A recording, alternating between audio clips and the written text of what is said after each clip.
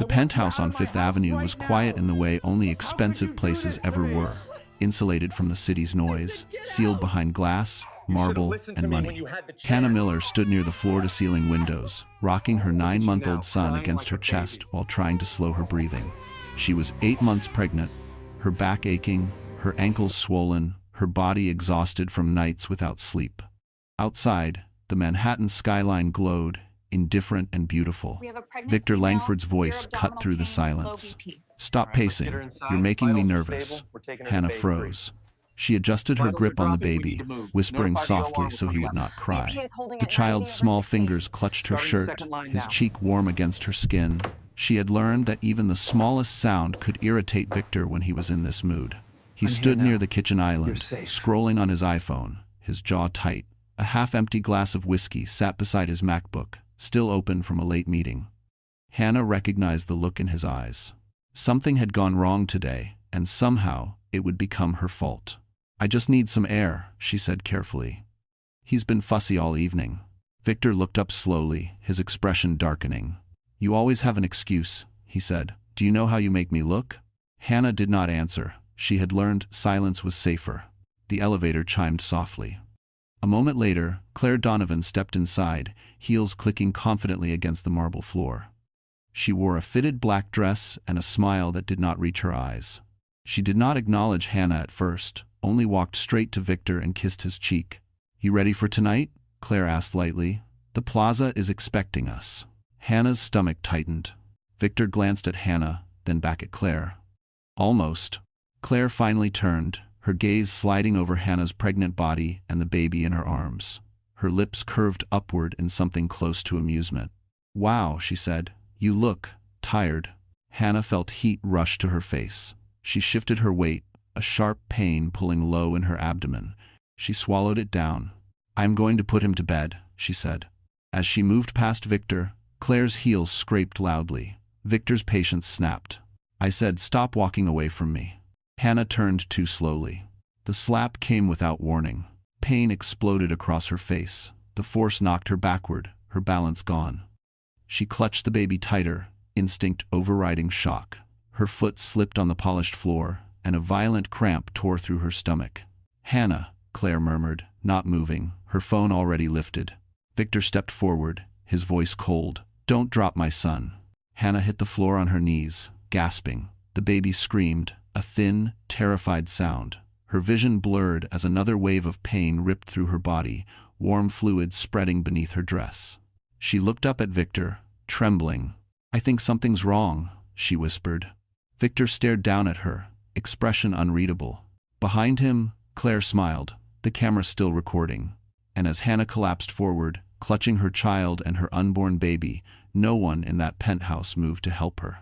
Outside the windows, traffic continued below, horns faint, lights flowing like nothing had changed. Inside, the baby's cries echoed off stone walls, unanswered. Hannah felt the room spin, her strength draining fast, fear swallowing every thought as the pain tightened again, deeper, sharper, more dangerous than before. This was only the beginning of her nightmare tonight. Hannah woke to the sound of her own heartbeat roaring in her ears. It felt too loud, too fast, as if her chest might split open. Cold pressed against her skin. The marble floor, she tried to move, and pain tore through her lower body, sharp and unforgiving. Her son was crying somewhere above her, the sound distant and panicked. "Hush, baby," she tried to say, but her throat refused to cooperate. Her vision swam. She blinked hard and saw Victor standing a few feet away, arms crossed, his face rigid with irritation rather than concern. Claire hovered beside him, phone still raised, eyes bright with excitement. "She's bleeding," Claire said casually, like an observation at a party. "That's bad, right?" Hannah dragged herself onto one elbow, gasping. Warmth soaked through her dress, fear flooding every nerve. "Please," she whispered, "call an ambulance." Victor exhaled slowly, as if she had inconvenienced him. "You're being dramatic." Another contraction hit. Hannah cried out despite herself, curling instinctively around her stomach. Her baby kicked weakly inside her, the movement sending terror through her chest. Claire tilted her phone, adjusting the angle. "This is insane," she said softly. "People are going to lose their minds over this." Victor shot her a warning glance, then looked back at Hannah. "Stop screaming. You'll scare the kid." The baby's cries grew louder, desperate. Hannah reached out, fingers shaking. "He needs me." Victor bent down, lifted the baby from her arms with a rough motion, and straightened.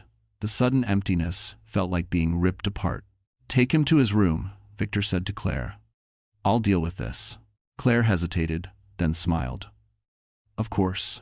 She walked away with the baby, his cries echoing down the hall. Hannah screamed, a raw sound pulled from somewhere deep and broken. "Don't," she sobbed. "Please don't take him." Victor's patience snapped. He crouched, grabbing her wrist hard enough to bruise. "You did this to yourself," he hissed. "If anything happens tonight, it's on you." Her strength vanished. Darkness crept in at the edges of her vision. She felt herself slipping, her body shutting down, her thoughts blurring together. Somewhere far away, a door closed. Music drifted faintly from Victor's phone, a reminder of the gala waiting for him, life moving on without her. The pain peaked again, unbearable. Hannah's body convulsed. She tasted blood where she had bitten her lip, tears streaming unchecked. "I can't feel him," she whispered, terrified. "Something's wrong." Victor stood, already turning away. "I'll call someone later," he said. "Clean this up." As he walked toward the bedroom, Hannah's vision went black. The last thing she heard was her baby crying behind a closed door, and Claire laughing softly, pleased, as if she had just won something priceless. Time stretched, meaningless. Hannah floated between awareness and nothingness, her body heavy, her mind screaming. She thought of mornings in small apartments, coffee gone cold, lullabies hummed off key. She thought of promises Victor once made, smiles that vanished after the ring. Each breath felt borrowed. Somewhere beyond the walls, elevators rose, doors opened, guests laughed. No one heard her. No one came. Her hand twitched against the marble, nails scraping weakly. She tried to pray, but words would not form. All she could do was hold on, silently begging her unborn child not to let go yet, not now. The silence pressed down, cruel, endless, merciless, as seconds crawled forward without mercy tonight. Her breathing slowed dangerously, each shallow inhale fading like a light behind closing doors. But fate was moving, and Victor Langford would soon learn. The first thing Hannah felt was cold air on her face, sharp and medicinal. A siren wailed somewhere close, then farther away, then close again. Her eyes fluttered open to blinding white lights above her, streaking as the ceiling rushed past. She tried to move, but straps held her arms still, firm and unfamiliar. "Stay with me," a man's voice said. "Ma'am, can you hear me?" Hannah tried to speak. Only a broken sound escaped. Panic surged as she realized she couldn't feel her legs properly. The stretcher jolted, wheels rattling, and the smell of antiseptic filled her lungs. 38, possible placental abruption, another voice said quickly, heavy bleeding at the scene. "Where's my baby?" Hannah whispered. A paramedic leaned closer. "He's safe. Focus on breathing." "Safe." The word barely reached her before pain ripped through her abdomen again. She screamed, the sound swallowed by the siren as the ambulance sped through traffic. Minutes earlier, a housekeeper named Rosa had stood frozen in the hallway of the penthouse, her hands shaking. She had heard the slap, she had heard the screaming. When Victor and Claire left, laughter echoing as the elevator doors closed, Rosa had run. She found Hannah on the floor, pale, soaked in blood, barely conscious. The baby cried behind a locked door. Rosa didn't hesitate. She pressed her phone to her ear and dialed 911 with trembling fingers. Now, as the ambulance turned sharply, Hannah drifted in and out, flashes of memory colliding. Victor's cold eyes. Claire's smile, her son's cry cut short. At the hospital entrance, doors burst open. Nurses rushed forward, voices overlapping, hands everywhere. Hannah was wheeled under harsh lights, her dress cut away, her dignity stripped along with the fabric. Blood pressure dropping. Prep the OR. Call obstetrics now. Hannah's fear crystallized into one thought. Please live. A doctor appeared above her, eyes steady. "Hannah, we're going to take care of you and your baby. I need you to stay awake." She nodded weakly as tears slid into her hair. Across town, Victor Langford adjusted his cufflinks in the back of a black Mercedes. Claire sat beside him, scrolling through her phone. "Your wife's trending," she said lightly. Someone leaked something. It's blowing up. Victor frowned. Take it down. I can't, Claire replied. It's everywhere. His phone buzzed. Unknown number. He ignored it.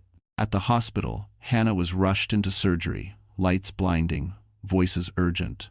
The world narrowed to pressure and pain and the echo of a heartbeat that wasn't steady enough. A nurse squeezed her hand. You're not alone. The words cracked something open. Hannah sobbed as darkness closed in again. Outside the operating room, Rosa stood silently, her hands clasped, praying in Spanish. She had done one thing right tonight. And far above the city, Victor raised a glass at the gala, unaware that consequences had already been set in motion. Inside the recovery corridor, monitors beeped steadily, marking seconds Hannah could not feel. Surgeons worked with grim focus, hands precise, voices low. Blood was replaced, pressure managed, hope balanced on numbers flickering across screens. Somewhere nearby, a newborn cried, a reminder of fragile beginnings. Hannah floated in darkness, unaware of time passing, unaware of names being written on charts, unaware that decisions were being made that would bind lives together and tear others apart. Tonight would be remembered by many for champagne and applause. For Hannah, it would become the dividing line between the woman she had been and the woman she would survive to become. Nothing would ever return to what existed before after this irreversible night. Hannah surfaced slowly, as if swimming up through heavy water. The first sensation was pressure, deep and aching, followed by a steady beeping that refused to stop. She opened her eyes to a dim recovery room, curtains drawn, lights low. Her throat burned, dry and raw. For a moment she did not remember where she was. Then fear returned, sharp and immediate. "My baby," she whispered. A nurse appeared at her side, calm and practiced. "You're awake. That's good. Try not to move." Hannah's hand flew to her stomach. It was smaller. Panic surged. "My baby, please." The nurse squeezed her hand. "Your daughter is alive. She's in the NICU. She came early, but she's fighting." Tears spilled instantly. Relief crashed into terror, leaving her shaking. "My son? He's safe," the nurse said. "Child Protective Services brought him here with a social worker." The words landed like a blow. CPS. Hannah struggled to sit up, pain flaring. "Why?" "Because of the injuries," the nurse answered gently, "and because your husband refused to come." Hannah turned her face away, humiliation burning hotter than the incision pain. She remembered Victor's eyes, cold and dismissive. She remembered Claire's phone. A doctor entered, flipping through a chart. "Hannah Miller," he said, meeting her gaze. "You suffered a placental abruption. Another delay and we would have lost you both." Her chest tightened. "Can I see her?" "Soon," he replied. "First, we stabilize you." Hours blurred. Nurses came and went. Pain medication dulled the edges, but not the thoughts. When Hannah was finally wheeled into the NICU, the room hummed softly with machines and whispered hope. Tiny bodies lay inside clear incubators, fragile and fierce.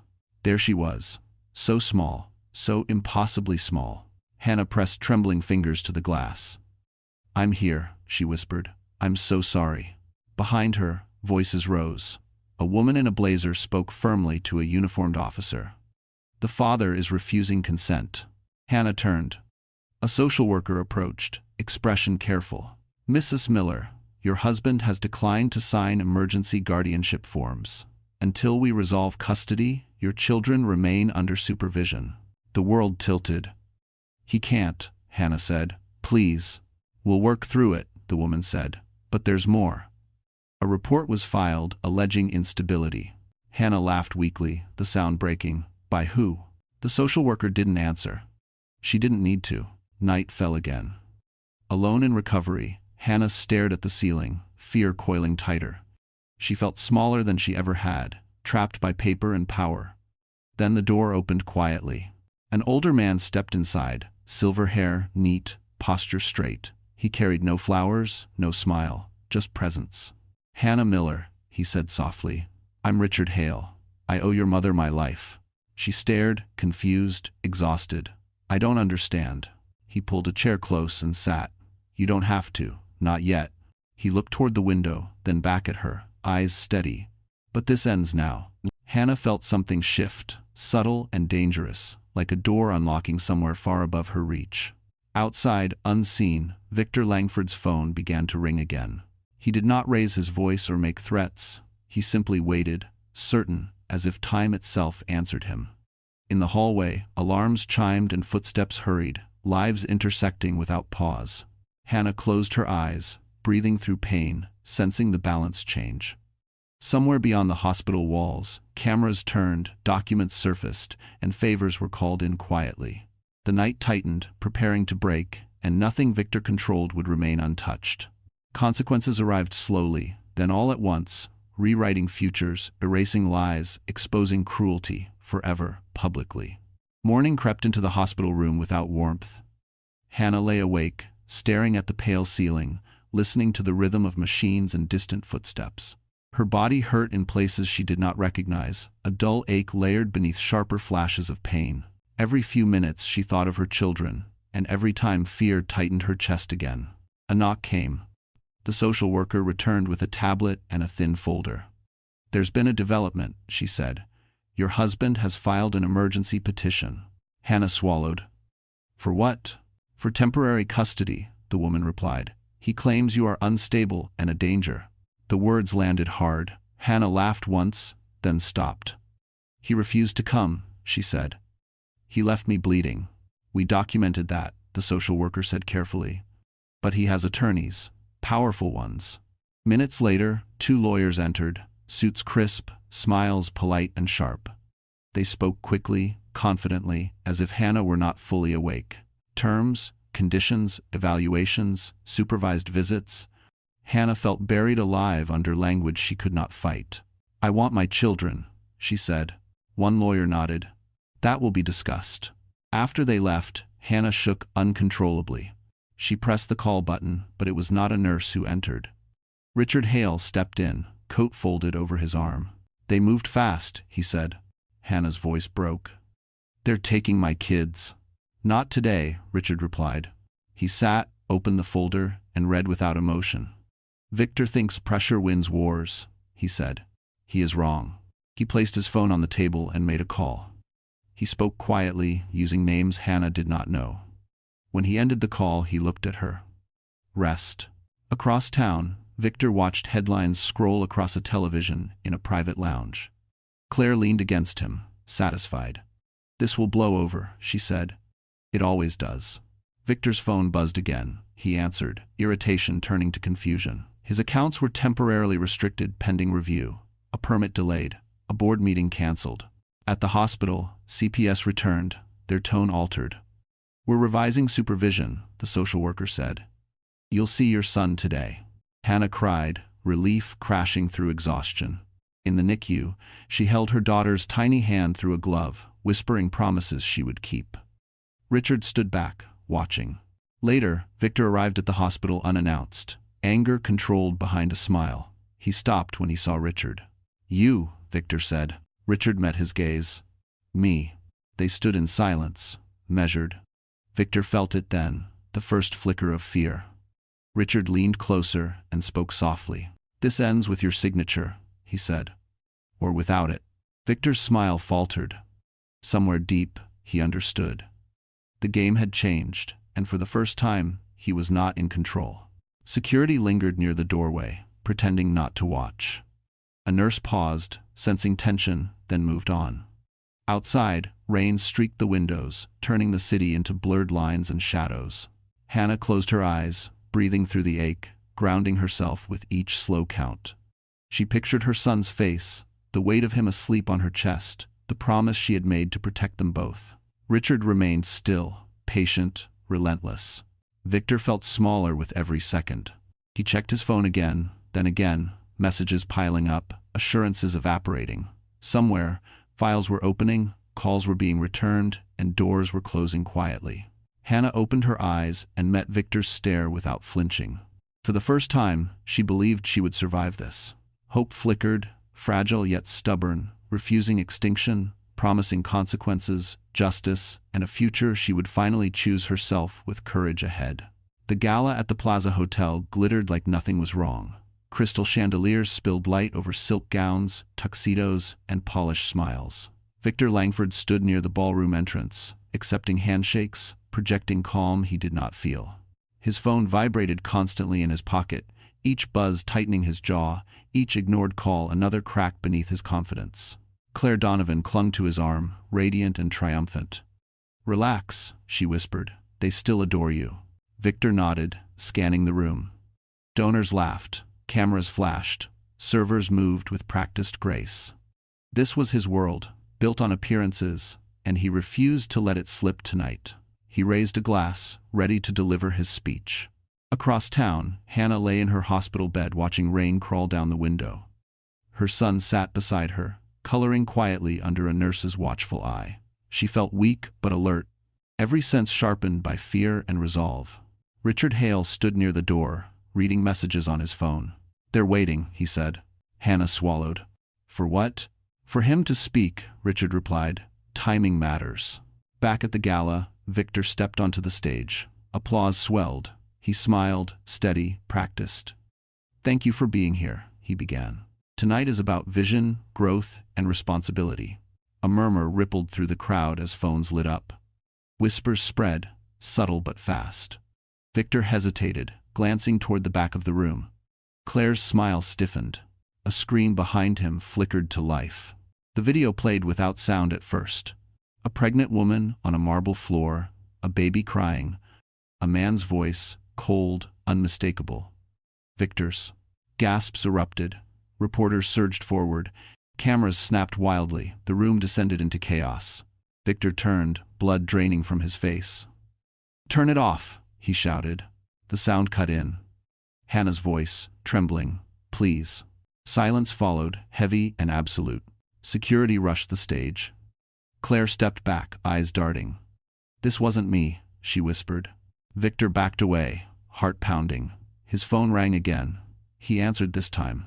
"Victor Langford," a calm voice said. "This is a federal compliance notice." Across the city, Hannah closed her eyes as tears slipped free. She did not feel triumph, only release. Richard placed a hand on her shoulder. "It's begun." At the plaza, Victor was escorted off the stage, his protests drowned by shouting. Guests watched, stunned, as the man who controlled the room minutes ago lost everything publicly. Claire vanished into the crowd, abandoned. Sirens wailed outside, flashing lights painted the walls red and blue. Victor felt hands grip his arms, firm, unyielding. The cameras loved it. In the hospital, Hannah pulled her son close, breathing in his warmth. For the first time in months, she felt safe enough to cry openly. Outside her door, nurses whispered, aware history had shifted. Richard looked out at the dark city. He thought silence protected him, he said. He forgot witnesses survive. Hannah nodded slowly. She understood now. This night was not about revenge. It was about truth, finally refusing to stay hidden. She rested her hand over her healing body, feeling pain, fear, and strength coexist. Tomorrow would bring hearings, questions, and exposure she could not avoid. Yet tonight she breathed, anchored by the weight of her child and the quiet certainty of allies standing nearby. Outside, rain eased, sirens faded, and the city resumed its rhythm. Inside, Hannah promised herself she would tell the truth every time it was asked, even when it hurt. Survival had given her purpose. Justice was no longer abstract. It was moving, loudly, toward Victor. And consequences would arrive faster than anyone expected, without mercy, without negotiation or delay. Morning hearings began in a narrow courthouse room that smelled of paper and coffee. Hannah sat between a public advocate and a nurse, her posture careful, incision aching. Across the aisle, Victor's lawyers filled the bench, confident again, whispering and smiling. Cameras were barred, but tension pressed the walls. The judge entered. Everyone stood. The clerk read the emergency petition. Victor was absent, citing counsel advice. Hannah felt the sting, then steadied her breath. The advocate rose. She spoke plainly about medical records, police timelines, and the video authenticated overnight. She described refusal of aid, delayed response, and risk to minors. Each sentence landed like a measured strike. Victor's lead attorney countered smoothly, framing stress, misunderstandings, and privacy violations. He questioned Hannah's stability, mentioned postpartum history, suggested manipulation. Hannah's hands trembled. The nurse squeezed gently. Then Richard Hale stood. He did not introduce himself beyond his name. He requested the court take judicial notice of federal notices issued after the gala. The room shifted. Papers moved. The judge leaned forward. Richard spoke once more. "Immediate harm outweighs influence," he said. "Children require continuity." The judge ruled temporary protective custody to Hannah, supervised by the hospital social team, pending investigation. The gavel sounded. Hannah exhaled, tears blurring her vision. In the hallway, reporters surged, blocked by deputies. Phones buzzed. A notification flashed across screens. Victor Langford under federal review, partners distancing. The narrative turned. Back at the hospital, Hannah was wheeled to the NICU. She watched her daughter breathe, tiny chest rising with assistance. A doctor explained risks and hope in equal measure. Hannah listened, memorizing every word, anchoring herself to the present. Later, CPS revised plans. Supervision lifted inside the ward. Hannah held her son without a witness clipboard. He slept against her shoulder, trusting and warm. She closed her eyes, letting relief wash through pain. That evening, Victor called. The hospital blocked the number. His message arrived through counsel, demanding mediation. Richard read it once and set it aside. "Tomorrow," he said, "they will ask you questions." Hannah nodded. Fear returned, quieter now. She practiced answers aloud, steady, factual, true. She understood truth was armor. Outside, dusk softened the city. Inside, alarms chimed gently. Nurses changed shifts. Hannah kissed her son's hair and pressed a finger to the incubator glass.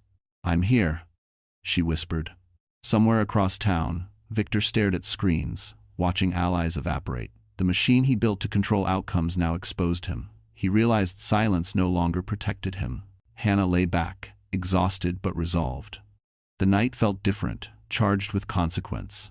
Tomorrow would test her. Yet for the first time, she believed she could withstand it, because she was no longer alone, and the truth had finally found a voice. Monitors hummed steadily as night staff settled. Hannah reviewed the timeline again, grounding memory to fact, resisting panic. She recalled Rosa's call, the siren, the incision, the judge's words. Each detail mattered. Richard returned with tea, reminding hydration helped healing. He outlined next steps, interviews, affidavits, and a safety plan. Hannah listened, asking careful questions. She slept briefly, waking to check her daughter's numbers, then her son's breathing. Fear rose, then passed. She wrote notes on a pad, dates and names, practicing clarity. Outside, rain returned softly. Inside, resolve hardened. She would endure scrutiny, because endurance protected her children. The path ahead remained steep, but the ground felt solid. For the first time, she trusted her footing. Tomorrow promised confrontation.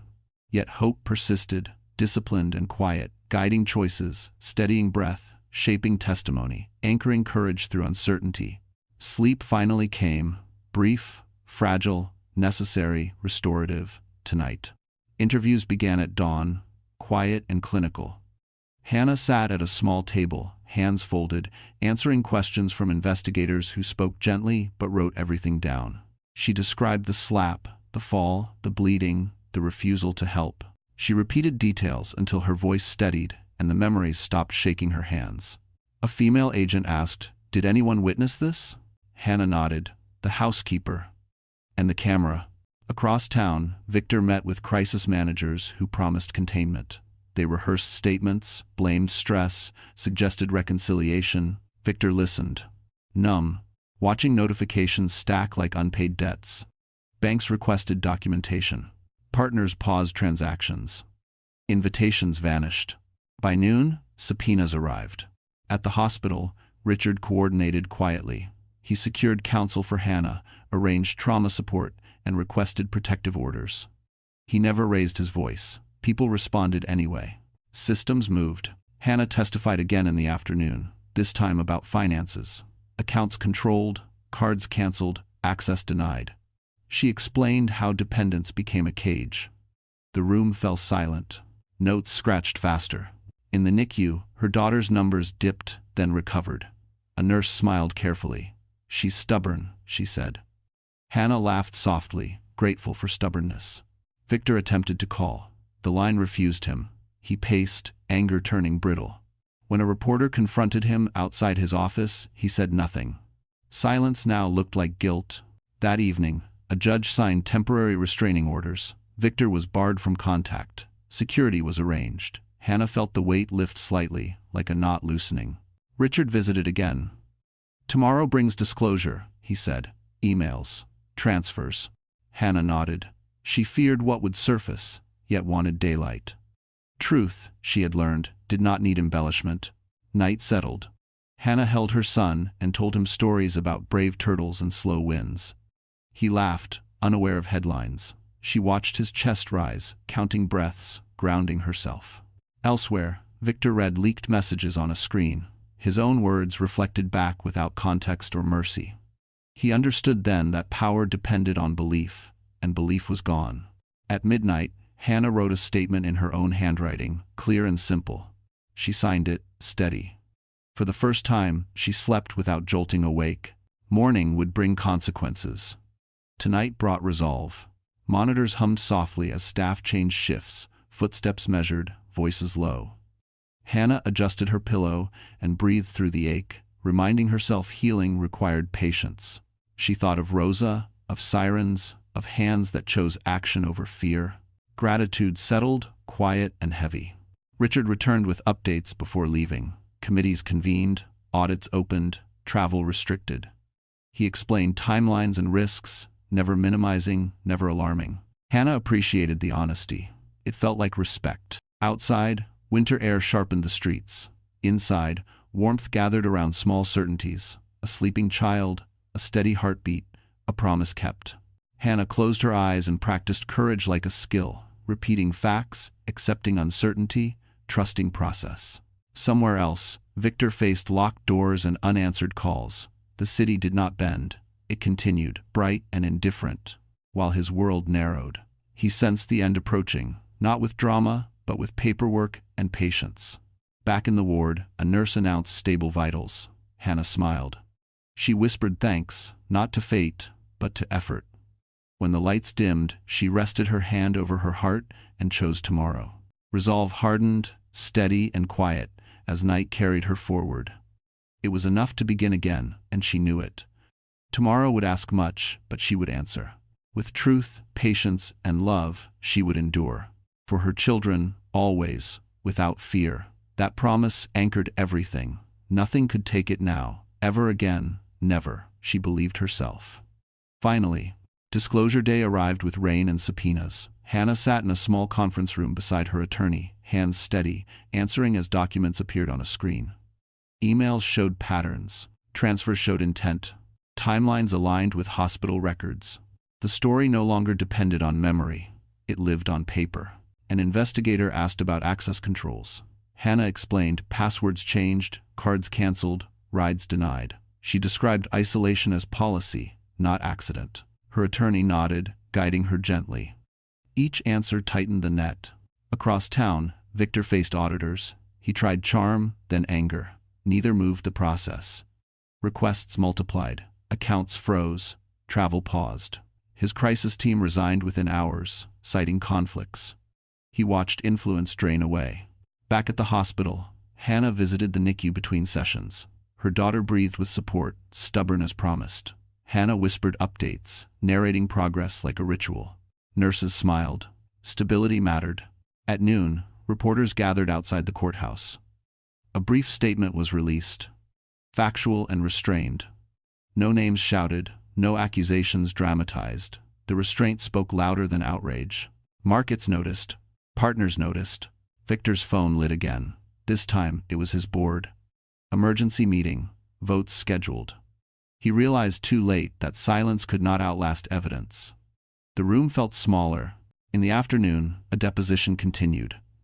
Hannah recounted the locked door, the refusal to call help, the video authenticated by metadata. She did not embellish. She did not apologize. Truth remained sufficient. Richard Hale appeared briefly, offering context about oversight procedures and duty to report harm. He spoke plainly, then stepped back. Authority did not posture. It clarified.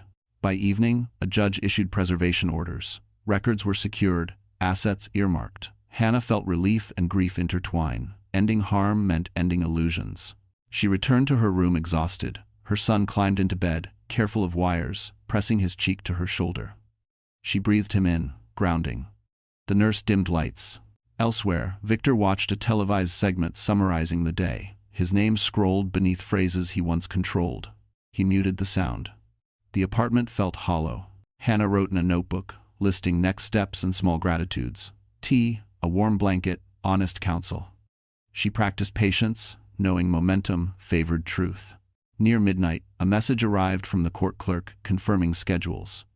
She closed her eyes and rested, pain present but manageable. Resolve steadied her breath. Rain eased outside. Inside, a fragile peace held. Tomorrow would bring more disclosures, more hearings, more weight. Yet the direction was set. The path, though hard, led away from fear. Across the city, Victor stared at a locked door and understood that consequences rarely announce themselves. They accumulate, they arrive quietly, they stay. Hannah slept, holding both children in her thoughts, certain at last that survival had become something stronger. Justice was no longer abstract. It was happening. She dreamed of sunlight and steady ground, of mornings without fear. When she woke, monitors hummed and her body ached, yet resolve remained. Calls arrived confirming schedules and protections. Friends she had not heard from sent quiet messages of support. A nurse adjusted pillows and smiled. Hannah drank water, breathed deeply, and prepared. The next steps would be harder, slower, and public. Still, she felt ready. Evidence had weight. Truth had allies. Her children had her. That knowledge steadied everything. Outside, traffic flowed and headlines refreshed. Inside, she counted breaths and chose patience. Tomorrow promised answers and consequences. She would meet them calmly, speak clearly, and protect her family. The future felt uncertain but reachable, shaped by effort, not fear. She trusted the process, the people, and herself now, completely, without hesitation, at last. The board meeting convened at sunrise in a glass tower overlooking the river. Victor arrived late, suit rumpled, confidence brittle. Faces he once commanded now avoided his eyes. The chair called order and read the agenda. Compliance failures, reputational risk, fiduciary duty. Each phrase sounded clinical, lethal. Counsel presented findings. Timelines matched deposits. Emails contradicted statements. Silence followed every slide. Victor attempted explanation, then accusation, then apology. None landed. The vote was called. One by one, hands rose. The motion passed. Victor was removed, effective immediately. Across town, Hannah received the news from her attorney. She closed her eyes, feeling no joy, only gravity. Accountability mattered. She asked about protections. The answer was yes. Orders held, contact barred, support extended. She visited the NICU, steadying herself at the sink, scrubbing hands. Her daughter slept, tiny and fierce. Hannah whispered, updates, careful to keep her voice calm. A nurse reported improved oxygenation. Hannah smiled, relief gentle and real. At noon, Victor faced agents executing warrants, boxes filled with files, drives cataloged. He watched, stunned, as his apartment emptied of certainty. A neighbor filmed, headlines refreshed. The fall became visible. Hannah testified again by affidavit, concise and factual. She described impact, not intent. She declined interviews. Her restraint framed the story. Public sympathy shifted, firm and quiet.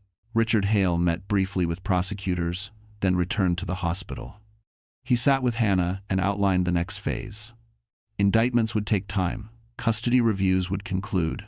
Safety plans would continue. He did not promise ease. He promised fairness.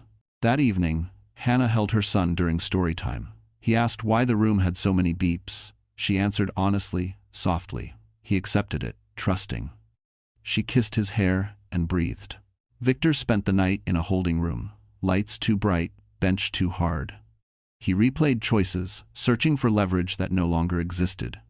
Influence had evaporated. Consequence remained.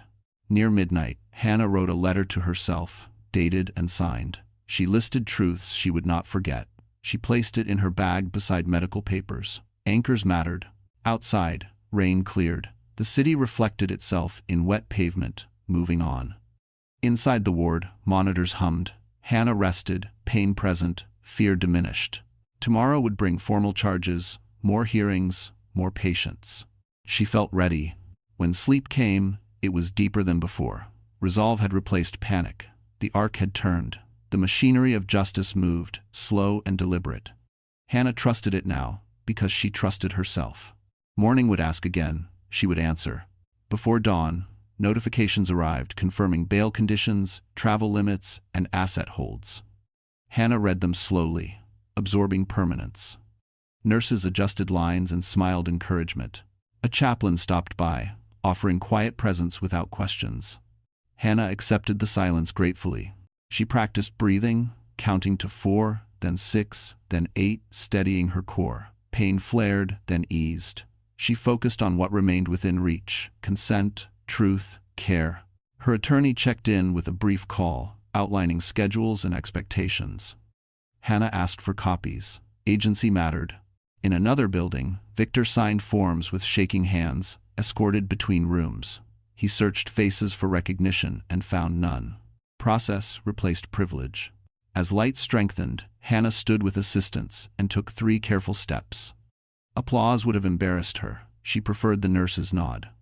Progress was private. She returned to bed, exhausted, satisfied. The day had begun. She watched the window brighten, imagined mornings ahead, and felt courage settle. The future remained uncertain, yet navigable.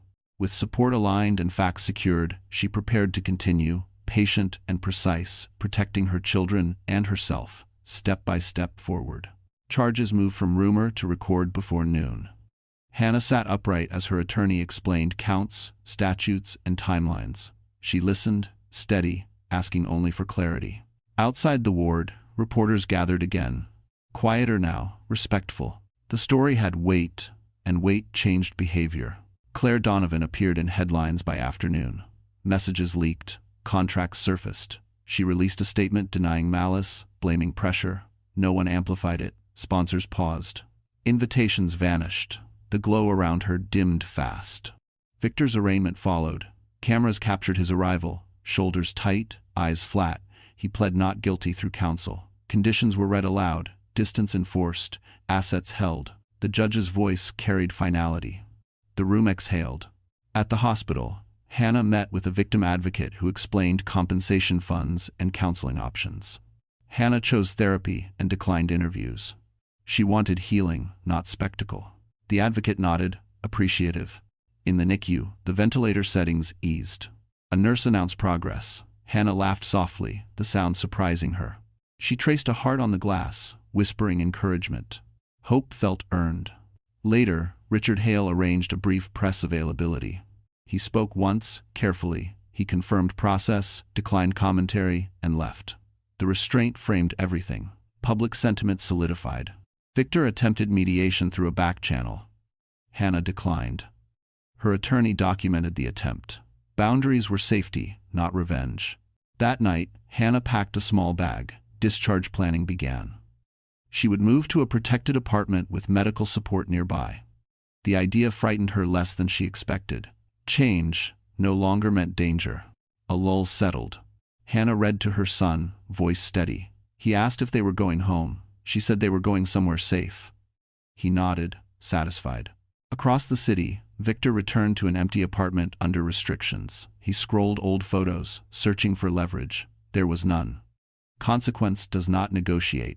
Before sleep, Hannah wrote another note, shorter this time. She listed 3 truths. Believe your body, document everything, accept help. She folded the page and smiled. Morning updates arrived early. A superseding indictment added counts. Claire retained counsel. Boards issued statements. The machine turned. Hannah stood with assistants and took a few steps again. Slower, but stronger. Pain existed. Fear did not. She thanked the nurse, meaning it. She sat by the window as sunlight climbed. The city looked ordinary, forgiving, immense. She felt small and powerful at once. This chapter closed without applause. That was fine. The next would open with care, patience, and time. Discharge paperwork arrived with signatures and schedules. Transport was arranged quietly, security briefed routes and contingencies. Hannah listened, asked questions, and agreed. Preparedness replaced panic. In a small office, the advocate reviewed resources again. Therapy appointments, legal updates, childcare support. Hannah accepted what helped and declined what did not. Choice mattered. Victor's counsel filed motions overnight. Prosecutors responded by morning. Timelines shortened, pressure increased. The case accelerated. Claire attempted outreach through mutual contacts. Messages went unanswered. Her leverage evaporated as quickly as attention had crowned her. Before leaving, Hannah visited every nurse who had touched her case. She thanked them by name. Gratitude felt grounding. As she was wheeled toward the exit, cameras waited beyond glass. She kept her eyes forward. The doors opened. Air rushed in. The city continued. Inside the vehicle, Hannah closed her eyes and held both children close in her thoughts. The road ahead was long, but it was hers. She breathed, steady and present, accepting uncertainty, trusting process, choosing care daily, moving forward without spectacle, without apology, committed to safety, truth, and a future shaped by patience, courage, and love. She would endure, rebuild, and thrive. The protected apartment overlooked a quiet park, modest by Manhattan standards, but calm. Hannah arrived after dusk, escorted, exhausted, carrying nothing unnecessary. A nurse checked vitals, a social worker reviewed schedules, and security confirmed routes. Order replaced chaos. The first night was strange. No monitors hummed, no alarms chimed. Hannah lay awake listening to wind in trees and distant traffic, holding her son close while thinking of her daughter sleeping miles away under careful watch. Separation hurt, yet safety mattered. Morning brought routines. Physical therapy began gently, measured steps along a hallway, encouragement without pressure. Hannah focused on breath, balance, patience. Progress felt real, earned inch by inch. Legal updates followed. Prosecutors expanded the theory of the case, tracing money through shells and favors. A grand jury scheduled testimony. Hannah prepared, reviewing notes, practicing clarity. She refused dramatics. Facts were enough. Victor's motions failed one by one. Judges denied delays, conditions tightened, assets remained frozen. The board appointed interim leadership, distance hardened into permanence. Claire's counsel approached prosecutors, offering cooperation. Terms circulated quietly. Hannah learned of it secondhand and felt only resolve. Accountability did not require her attention. In the NICU, Hannah's daughter tolerated reduced support. Nurses celebrated small wins. Hannah recorded a voice message, played bedside, telling stories about mornings and birds and warm light. The nurse said the baby settled when it played. A counselor met Hannah twice weekly. They named trauma plainly, without shame. Grounding techniques helped when memories surged. Hannah practiced them nightly, choosing rest over rumination. Richard visited briefly, bringing groceries and updates. He spoke of patience, reminded her to accept help. He did not linger. Respect meant space. A court date arrived. Hannah testified behind closed doors, voice steady, timeline precise. Questions pressed. She answered. When it ended, relief washed through her like rain after heat. That evening, Victor accepted a plea framework through counsel, not yet signed. The news reached Hannah quietly.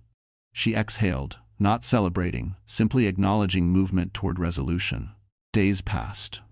Discharge planning shifted to reunification. CPS cleared overnight stays once stability metrics held. Hannah prepared a crib, folded small clothes, practiced feeds with nurses. Anticipation trembled, bright and frightening. When her daughter finally came home, wrapped and tiny, Hannah cried without restraint. She held both children, careful and certain, feeling the circle close. Outside, the city continued indifferent. Inside, a family formed, protected by boundaries and truth. Consequences advanced elsewhere. Methodical and public, Hannah slept that night deeply, anchored by breath and warmth. Knowing justice does not hurry, but it arrives. Morning returned with paperwork and sunlight. Hannah signed forms, scheduled follow-ups, and learned medication rhythms. She practiced feeding, burping, swaddling, repeating motions until confidence replaced doubt. Sleep came in short cycles, yet energy grew. Friends sent quiet messages. One offered childcare, another meals, another silence. Hannah accepted selectively, honoring limits. Therapy continued. Breathing exercises steadied nights when memories pressed. Across the river, Victor's plea finalized. He admitted conduct, forfeited assets, accepted monitoring. Sentencing loomed. The system moved, deliberate and cold. Hannah did not watch coverage. She focused on weight gain charts, clean bottles, and naps. Progress felt ordinary, miraculous. At dusk, she walked the park path with the stroller, guarded but free. Leaves rustled. The city breathed. Hannah smiled, small and certain, choosing this life. Tomorrow promised school forms, court calendars, and patience. Hannah welcomed the work, believing care compounds. She would build routines, protect boundaries, and keep telling the truth, quietly, consistently, forever, for her children. She chose gentleness, discipline, and courage daily, trusting time to heal wounds fully and shape a safer future. Together. Sentencing week arrived with a hush that felt heavier than noise. Hannah woke before dawn, feeding her daughter by the window while the park lights dimmed. She moved slowly, careful of her healing body, steady of her mind.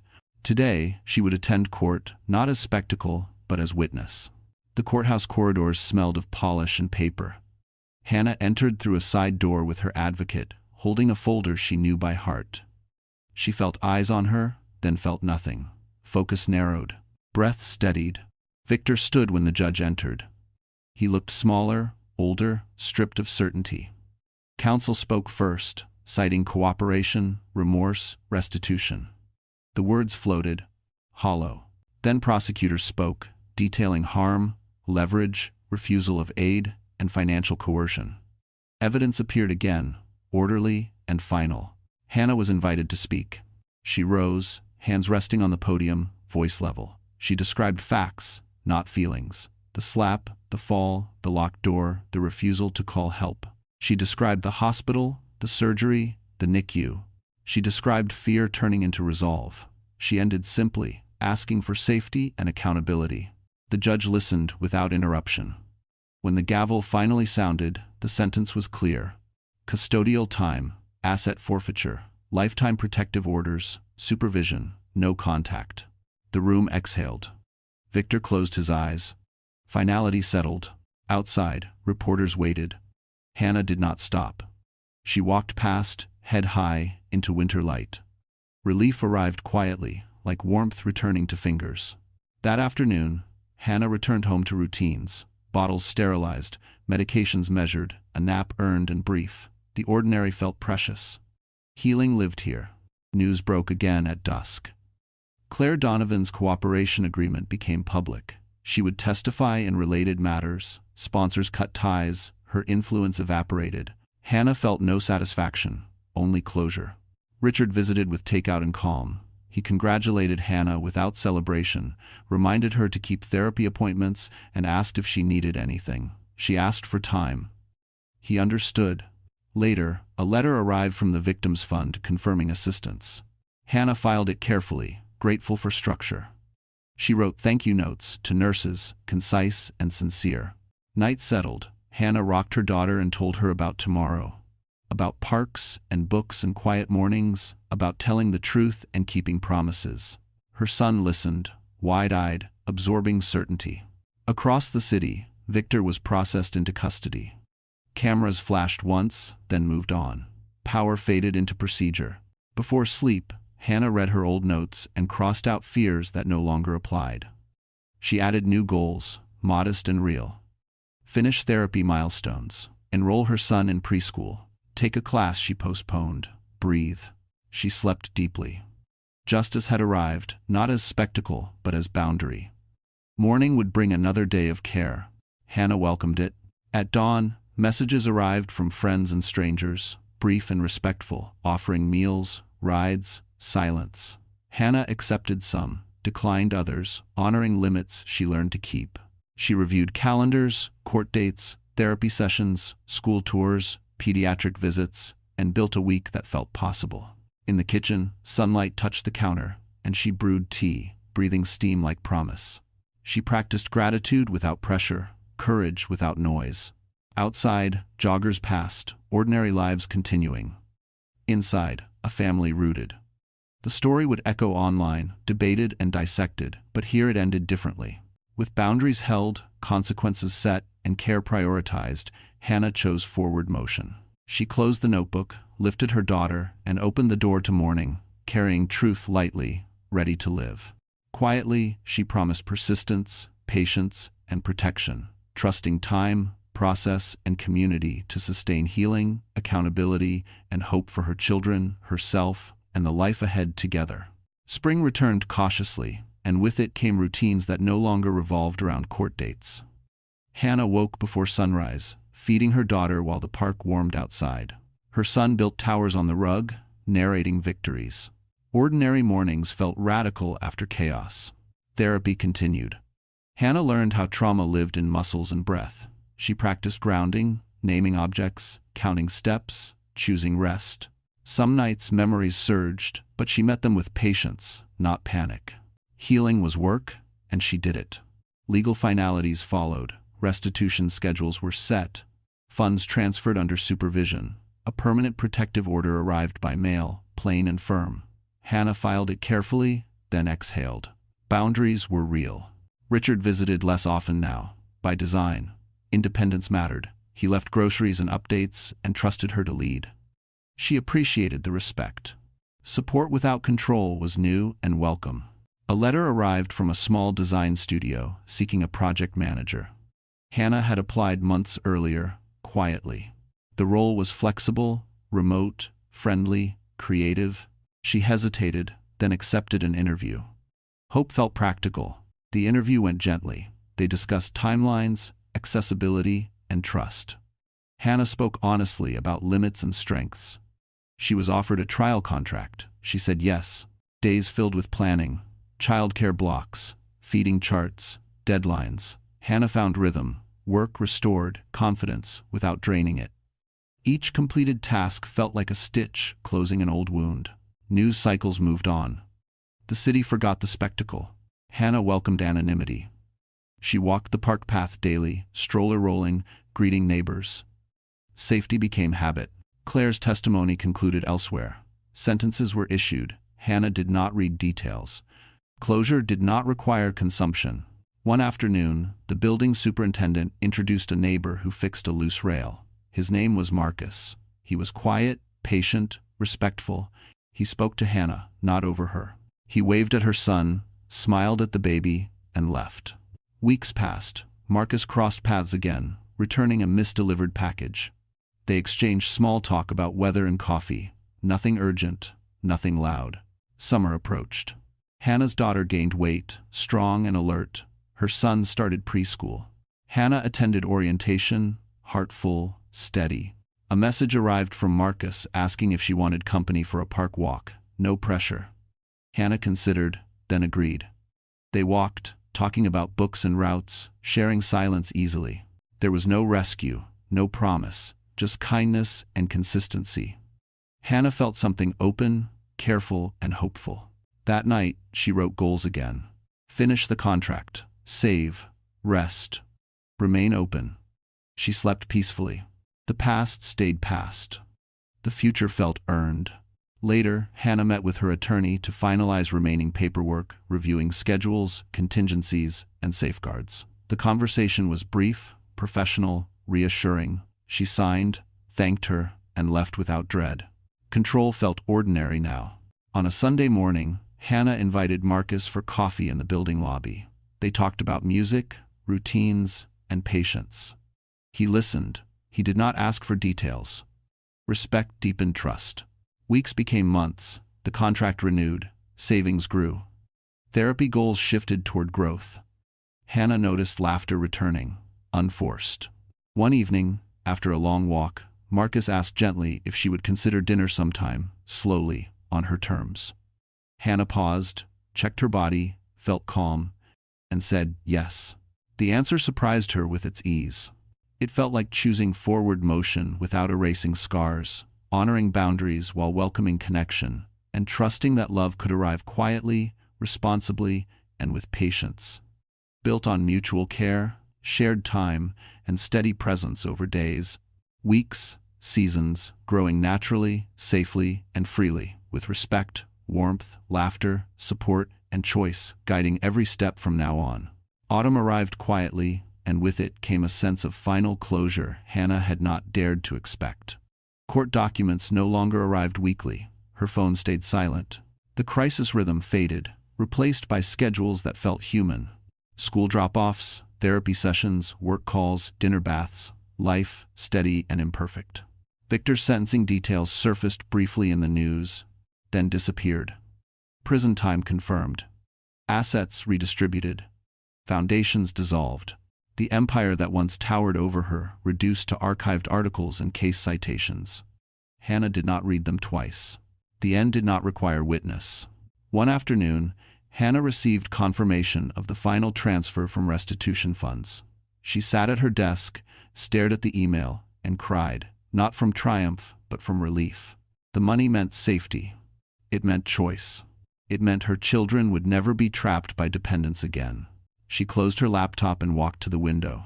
Leaves drifted through the park, parents talked, dogs pulled leashes. Normalcy felt extraordinary. Work expanded. The design studio extended her contract into a permanent role with benefits and flexible hours. Hannah accepted after reviewing every line. Security mattered. Independence mattered more. She signed slowly, smiling. Marcus remained present, never pushing, never vanishing.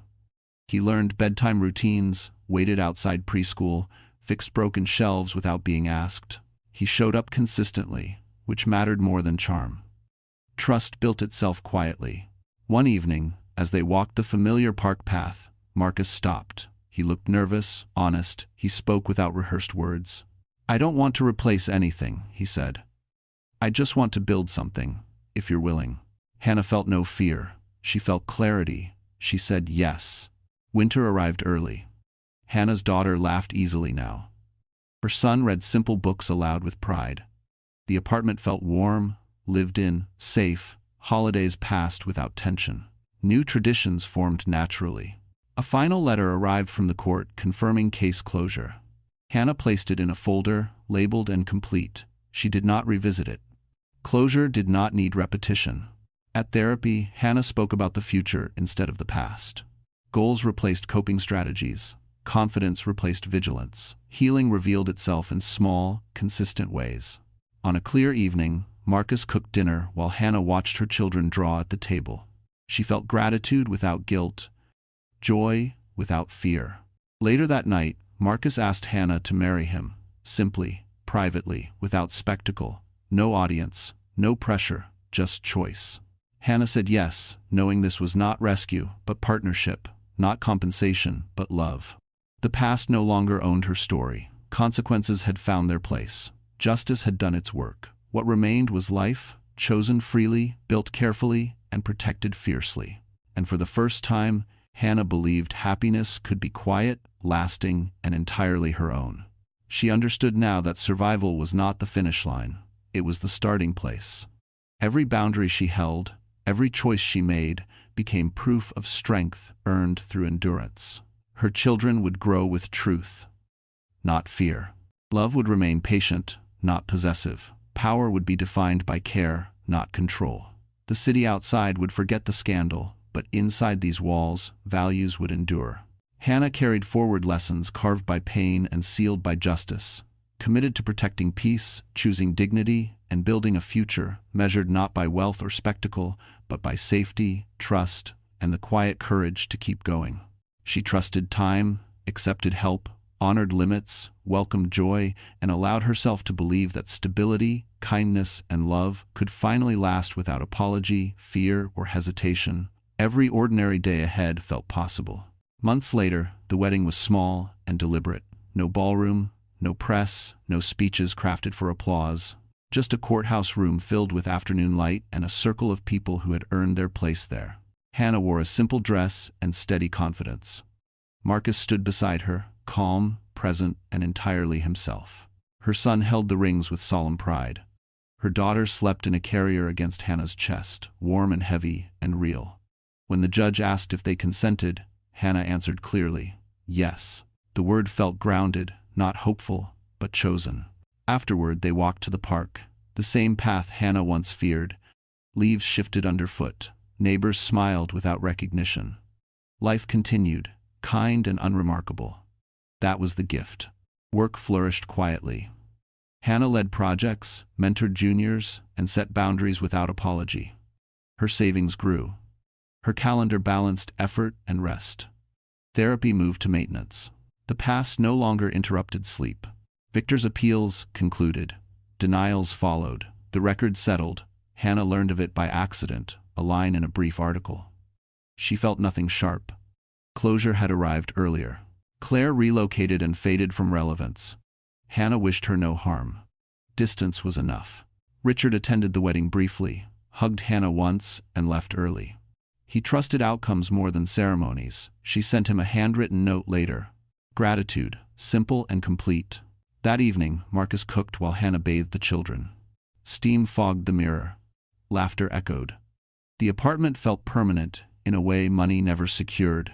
They spoke about the future in practical terms. Schools, vacations, emergency plans. Love lived in preparation. Trust lived in follow-through. When night settled, Hannah stepped onto the balcony alone.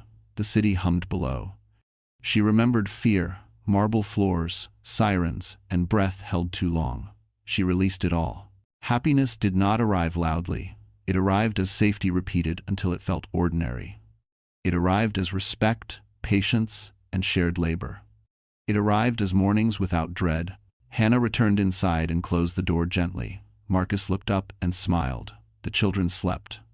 Tomorrow would bring carpools, deadlines, and groceries. She welcomed it. Justice had done its work. Consequences had landed. Love remained. For the first time, Hannah trusted the quiet. She trusted herself. She knew rebuilding meant vigilance without fear. Bills were paid on time. Doors were locked by habit, not panic. Conversations stayed honest, even when difficult. Marcus listened fully, and when he disagreed, he stayed kind. Disagreements ended with plans, not silence. Weekends brought rituals. Pancakes, library visits, long walks that tired the children into laughter.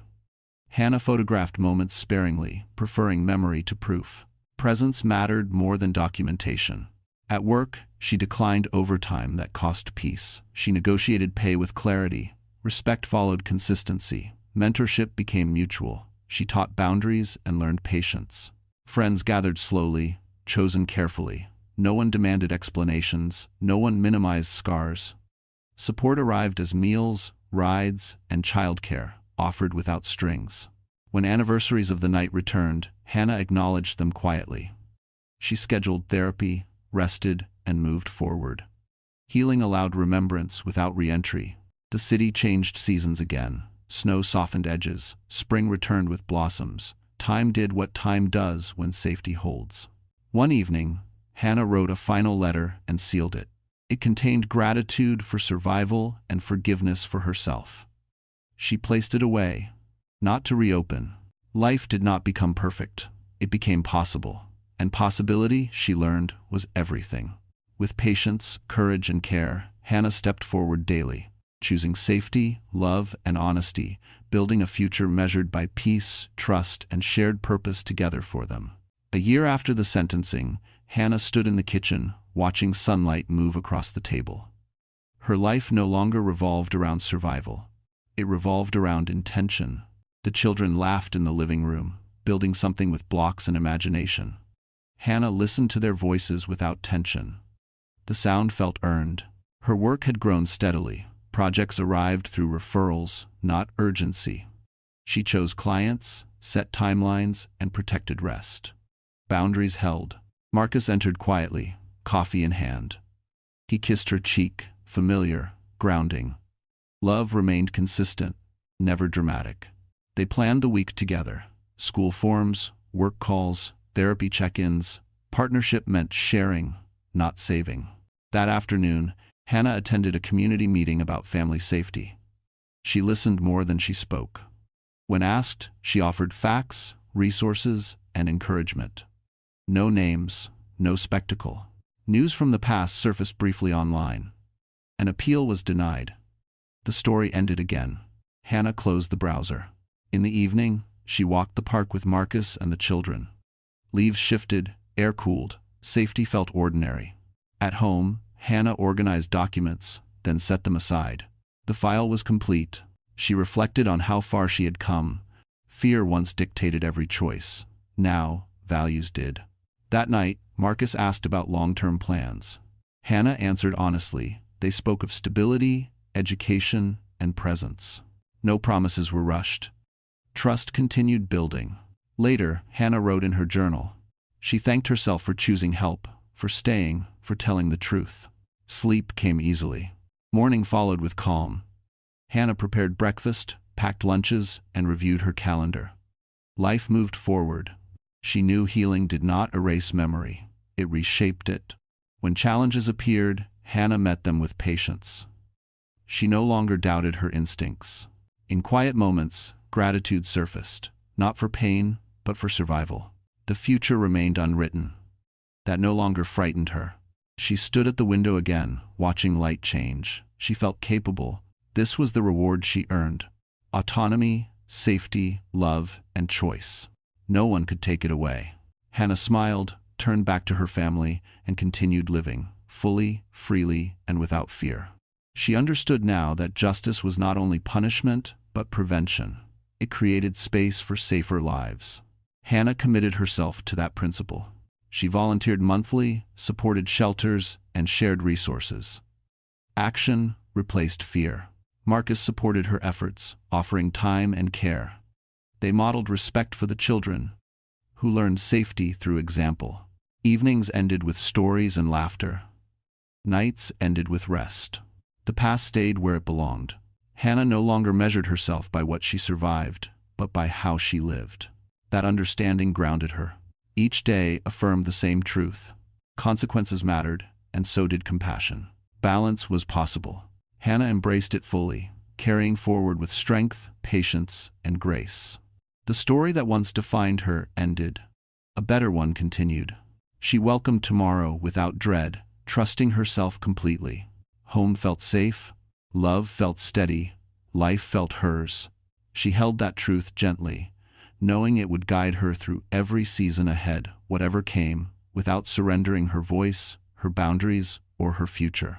With confidence rooted in experience, Hannah stepped forward, present, resilient, and unafraid. The life she built stood firm, protected by truth, law, and love. Nothing could undo that. She breathed deeply, smiled softly, and continued on, choosing peace each day, for herself, for her children, and for the future they deserved, together, always. This was her ending, and her beginning, shaped by courage, truth, and earned freedom. Lasting beyond fear, beyond harm, beyond silence, forever, forward, alive, and whole. At last, completely hers, the anniversary arrived without ceremony, marked only by a calendar alert Hannah deleted before breakfast. She preferred ordinary mornings, coffee brewed, lunches packed, shoes found. The children laughed, unaware of dates that once hurt. At work, Hannah led a kickoff meeting with calm authority. She outlined scope, deadlines, and guardrails, inviting questions and naming risks. The team responded with trust. Competence felt like peace. News from the past surfaced again that afternoon. A compliance report closed remaining investigations. Final penalties assessed. No appeals pending.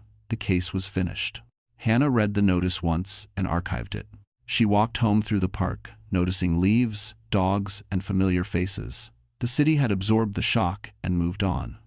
So had she. Marcus met her at the door with groceries and an easy smile. They cooked together, trading stories, sharing silence. Partnership lived in these moments. After dinner, Hannah helped with homework and baths. The children argued and reconciled. Routine healed in small ways. Later, Hannah opened a box she had avoided. Inside were documents, photographs, and notes from the crisis. She sorted deliberately, keeping what mattered, discarding what did not. Control returned with each decision. She wrote a final statement for herself, not for court. It named lessons learned. Document facts, trust instincts, accept help, leave early. She signed it and closed the box. That night, a call arrived from the advocate. Funding secured for a new safety initiative. Hannah agreed to advise. Quietly, she would help without reliving. In another city, Claire faced sentencing in a related case. Cooperation reduced time, careers ended, consequences settled. Hannah felt neither relief nor anger. Distance was enough. Victor remained where he belonged, monitored and constrained. His name faded from conversation. Power, once loud, became a footnote. Hannah slept well. Morning brought rain and patience. She walked the children to school, umbrellas bumping. They talked about spelling tests and snacks. Life continued. At the office, Hannah reviewed designs and offered feedback, firm and kind. Boundaries guided every exchange. An email arrived offering a speaking slot at a conference. Hannah declined. Visibility was optional, safety was not. She chose a walk instead, breathing wet air, grounding herself. Healing was maintenance, not destination. At home, Marcus asked about plans. Hannah suggested a weekend trip, modest and nearby. Anticipation felt light. They sat together after bedtime, discussing budgets and calendars. Transparency built trust. Before sleep, Hannah stood by the window and reflected. The arc was complete. Harm had consequences. Care had continuity. Love had room. She closed the curtains and rested, confident that endings could be quiet, just, and lasting. She planned carefully, keeping calendars realistic and promises few. Boundaries remained firm, communicated early, reviewed often. When doubts surfaced, she returned to breath and facts. Progress showed itself through consistency, not speed. Friends noticed steadiness. Children mirrored calm. Nights grew longer, deeper, restorative. On weekends, the family explored nearby towns, libraries, and markets. Small rituals formed: pancakes, walks, shared music. Hannah photographed less, remembered more. Presence replaced proof. When memories visited, she acknowledged them and moved forward. No spirals, no self-blame. Compassion anchored response. The story would live online, debated and distorted. Hannah chose privacy. She invested energy where it mattered. Safety plans updated. Savings automated. Education prioritized. With time, trust became muscle memory. Fear loosened. Choice expanded. Hannah accepted joy without suspicion, grief without collapse, and responsibility without control. The balance held. She understood now. Justice closed doors, care opened futures. She chose the future. Quietly, she continued building a life defined by safety, truth, patience, partnership, and lasting peace for her family. Summer settled fully, and Hannah's life expanded beyond recovery into purpose. She signed a lease on a sunlit townhouse near the park, modest, secure, and hers. The move was deliberate, boxes labeled, routines planned, neighbors met slowly. Safety felt architectural now, built into doors, light, and distance. Work rewarded consistency. Hannah led a major project end to end, negotiated scope, protected timelines, and delivered early. The promotion came without ceremony, just an email and trust. She accepted with gratitude and clarity, choosing hours that honored family. Money stopped being fear and became tool. Marcus supported without overshadowing. He asked, listened, followed through. Together they planned a future measured by stability. Savings, goals, school choices, emergency lists taped inside cabinets. Love lived in preparation. One afternoon, Hannah received an invitation from the community center to open a new family resource room. She hesitated, then agreed to cut the ribbon quietly. No speech, no cameras, just presence. Parents thanked her. Children played. The room filled with laughter. Victor's name appeared once more in a legal bulletin announcing final forfeitures. Hannah closed the tab. The chapter stayed closed. Accountability had done its work. That evening, Marcus proposed again, this time with a plan they built together. A simple ring. A date chosen with care, a promise spoken plainly. Hannah said yes, smiling without fear. The wedding followed months later, backyard simple, vows brief, witnesses chosen. The children scattered petals. The day felt earned. Peace felt permanent. As night fell, Hannah watched the children sleep and understood reward. Not applause, not revenge. Safety, choice, love, continuity. She wrote one last entry in her journal, thanking the version of herself who survived long enough to build. Then she closed it. Outside, the city breathed. Inside, a family rested. The story prepared to end, complete and true. It was not an ending of silence, but of continuity, earned through effort. Hannah scheduled vaccinations, parent meetings, and savings transfers. She chose calm over urgency. Marcus matched her pace, sharing calendars and chores, honoring boundaries. They hosted dinners with friends, laughter filling rooms once quiet. Trust widened. The children grew confident, curious, secure. Hannah noticed strength replacing vigilance. On weekends, they volunteered, reading to kids, organizing supplies. Giving felt balanced, not consuming. Healing had matured into service. When memories surfaced, Hannah acknowledged them, breathed, and returned to the present. She taught her children names for feelings and ways to ask for help. Safety became language. The city changed seasons again. Hannah welcomed the close, ready for the final page. Justice had closed one door and opened many windows. Hannah trusted process, people, and herself. She invested in education, health, and time. Joy returned without guilt. The reward arrived quietly each morning, carried by routines and choice. Hannah held it carefully, determined to keep building. She believed consequences mattered, and compassion endured. With love steady and boundaries firm, Hannah stepped forward into tomorrow. The story would end next, complete and satisfying, grounded in justice and care. Viewers would feel release, knowing harm met consequence and healing prevailed, closing the arc with hope. Hannah smiled, confident the ending honored truth, family, and earned happiness. She prepared for tomorrow, calm and ready, as the journey reached fulfillment. Everything aligned, and peace held. This was the promise kept. The audience would feel satisfied. The story approached its final chapter. Hannah stood ready. Peace, justice, and love remained. The end was near. Satisfaction filled the arc. Everything made sense. The journey closed. Hannah breathed easy. Justice held firm. Love endured fully. The promise was real. The arc ended, complete and true. The final morning arrived quietly, like so many mornings Hannah now trusted. Sunlight filled the townhouse kitchen as she poured coffee and watched her children eat breakfast, laughing over crumbs and stories. There were no cameras, no court dates, no alerts buzzing with dread, just life, steady and real. Marcus kissed her cheek before work, reminding her about dinner plans. She smiled, feeling grounded. Love no longer startled her. It stayed. Hannah walked the children to school through the park, holding small hands, answering questions about the day ahead. Parents nodded. Dogs passed. The city moved gently around them. Safety had become ordinary. At work, Hannah closed her laptop after a successful presentation. Applause came softly through speakers, respectful and brief. She accepted it without shrinking. Competence felt natural now. During lunch, she sat on a bench and reflected on how far she had come. From marble floors and sirens to park benches and sunlight, from fear to choice, from silence to voice. The harm that once defined her life had met consequence. The man who believed power made him untouchable had lost everything he used to control others. His downfall was not spectacle now, just record and fact. Justice had been served, fully and without compromise. Claire's name faded from memory.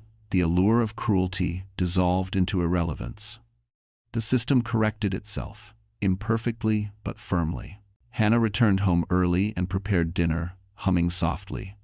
The children helped, proud of small tasks. Marcus arrived, carrying bread and warmth. They ate together, unhurried. Afterward, they sat in the living room while the children played. Hannah felt contentment settle deeply, the kind that did not demand more. Later that night, after bedtime stories and quiet, Hannah stepped onto the porch alone. The air was warm. The city lights blinked patiently. She breathed deeply, fully present. She thought of the woman she had been, terrified and trapped, and felt compassion instead of pain. Survival had led her here, but choice kept her here. Hannah understood now that a happy ending was not a dramatic victory. It was safety that lasted, love that respected, power that could not harm, consequences that restored balance. Inside, Marcus called her name softly. She turned back toward the light, toward her family, toward the life she had built deliberately and bravely. The story ended not with noise, but with peace. Hannah closed the door behind her and carried that peace forward, confident it would endure. For the audience, justice was complete. The villain fell, the innocent rose, the future healed. For Hannah, it was simply life, finally free. She smiled, knowing the ending was deserved. And tomorrow would come, gentle and hers. The end. And so, the story comes to a close. Now let me ask you something, my wonderful friends. Are you still here with me right now? If you truly are, then something in this journey has touched your heart in a quiet, personal way. Maybe it reminded you of your own struggles, your own nights of fear, or your own hope for a calmer tomorrow. This story teaches us that real strength is not loud revenge, but steady courage. As the Stoic philosopher Marcus Aurelius once wrote, "You have power over your mind, not outside events. Realize this, and you will find strength." Healing begins the moment we choose truth over silence, boundaries over fear, and patience over anger. Another Stoic reminder says, "The impediment to action advances action. What stands in the way becomes the way." Pain does not have to define us, it can refine us. If this story made you pause, breathe, or see your life a little differently, then it has done its job. And if you believe stories like this deserve to be shared to remind others they are not alone, please take a moment to like this video, share it with someone who might need it, and subscribe to our channel. Your support helps us continue telling stories that heal, inspire, and stay with you long after the screen goes dark.